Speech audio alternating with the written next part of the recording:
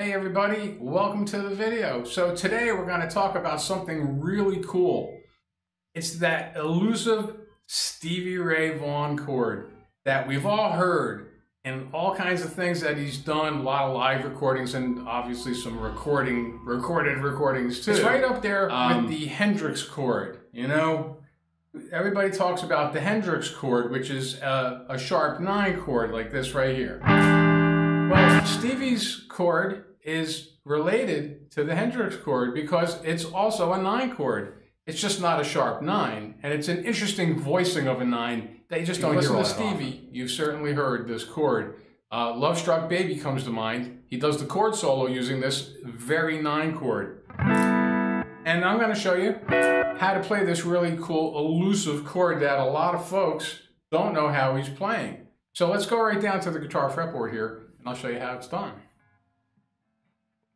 So check it out. This is what's happening. This chord, the root note is on the high E string. Okay, so how would you know, like, you know, what 9 you're playing, right? You just look at the high E string. If you want to play an E9, well, you'd play that where you have your root note at the 12th fret, you know, to play this 9 chord, or A9, you'd go 5th fret, high E string, A note, that's the root. Okay, and you have this really cool, awesome voicing of a 9, which is not typical, but Stevie Ray used it all the time, hence the title, Stevie Ray Chord, right? How do we play it? Check it out. Take your pinky, and let's play an A9 using this chord. You take your finger, put your pinky here at the 5th fret, take your ring finger, you know, 3rd finger, put that on the B string at the 5th fret, take your 1st finger, and you're going to plop that down on the 4th fret of your G string, and then you take your 2nd finger here, and you put that on the 5th fret of the D string, okay? You don't want to hear these 2 strings here. You don't want to hear this A or the low E, so you mute them out. I use my thumb on the low E, and I let the top of this finger lean up against that A string, and you have muting. So you can go ahead and play this like Stevie used to do it. You know, he used to rake it when he'd do it. You know, so you get some muting on here. You don't want to hear the A, you don't want to hear the low E. You just want to hear the top 4 strings, because that's the only chord, those are the notes in the chord.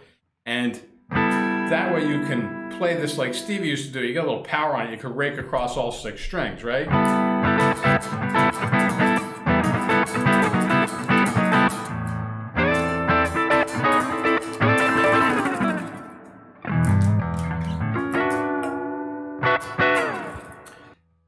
Just so you know, the little behind it, the construction of the chord, it's a root, it's a 5th here on the B string.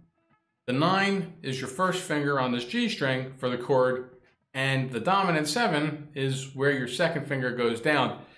Take note, what gives it such a unique sound is that there's no 3rd, okay? There's no 3rd in this chord. It's just a root note, a 5th, a 9, and a dominant 7, and that is all. So what's really cool about that is you get to use this also in 2 ways. You could use the chord in 2 ways, which is really cool. Not just can you use it in major blues or a major progression, but minor.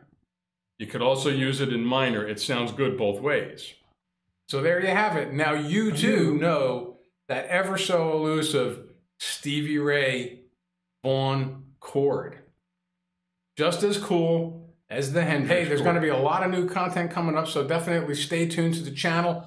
Hit that like button and make sure you hit the notification icon so that you're the first to know when awesome new content gets loaded up. Go down to the description down there and click the link.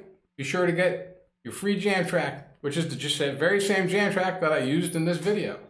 So that's free download. Go ahead and get the jam track, right? Stay tuned, like, and subscribe.